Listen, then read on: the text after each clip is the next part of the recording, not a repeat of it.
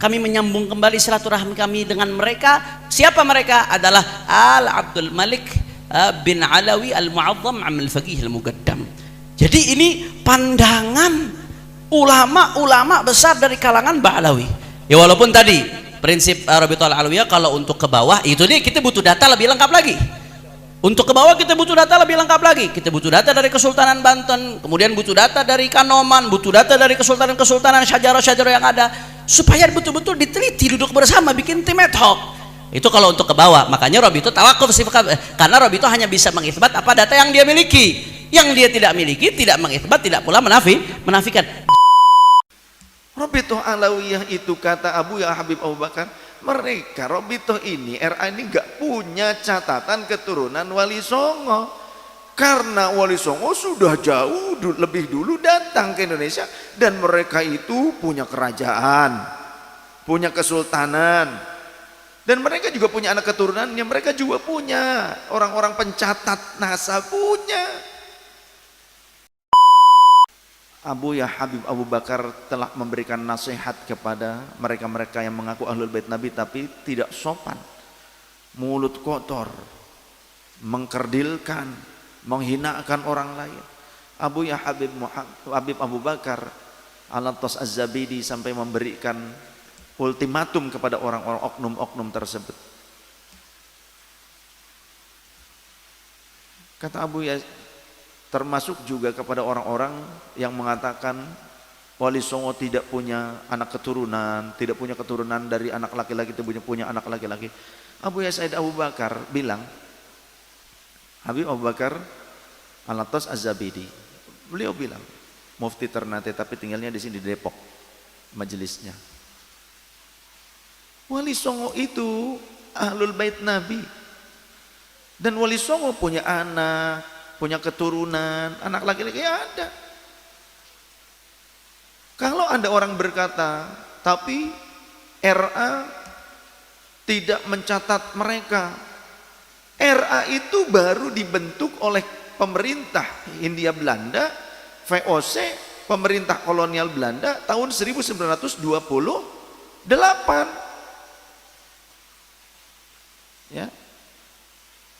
RA itu baru dibentuk, baru ada, disahkan, ditandatangani oleh pemerintah Hindia Belanda. Sebentar, saya lupa nama ininya. Ini ada nih. Ya. RA Rabithah Alawiyah adalah satu organisasi massa, ormas Islam. Kemudian tipenya LSM, Lembaga Swadaya Masyarakat. Organisasi massa Islam yang bergerak menghimpun WNI keturunan Arab. Organisasi ini berdiri pada tanggal 27 Desember 1928, tidak lama setelah Sumpah Pemuda. Organisasi ini didirikan dan disahkan oleh pemerintah Belanda berdasarkan akta notaris Mr. A.H. van Ophuijsen nomor 66 tanggal 16 Januari 1928 dan mendapat pengesahan dari pemerintah Belanda pada tanggal 27 Desember 1928 atau 1346 Hijriah yang ditandatangani oleh G.R. Ed Brink, sekretaris pemerintah Belanda. Ya. Asalnya bukan untuk pencatatan nasab. Pencatatan nasab ada banomnya, ada bagiannya, namanya Maktab Daimi. Sebelumnya untuk silaturahim, pendidikan, sosial, keagamaan. Asalnya seperti itu.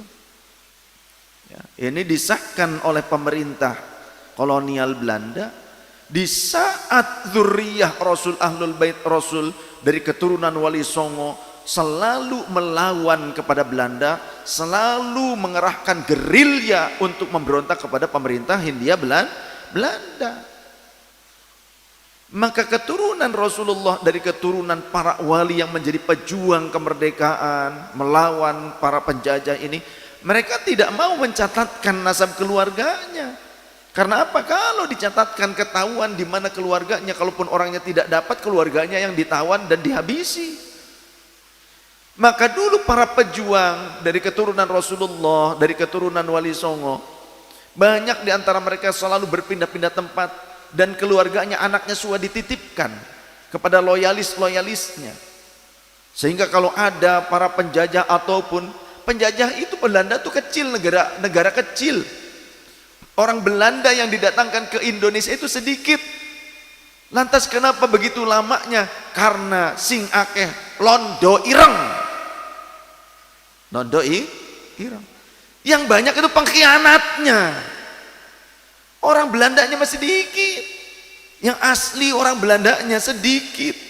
Yang banyak kenapa kuat kolonial itu kenapa? Karena banyak pengkhianat bangsa yang rela mengorbankan anak bangsa sendiri yang menjadi pejuang untuk kemerdekaan. Sadar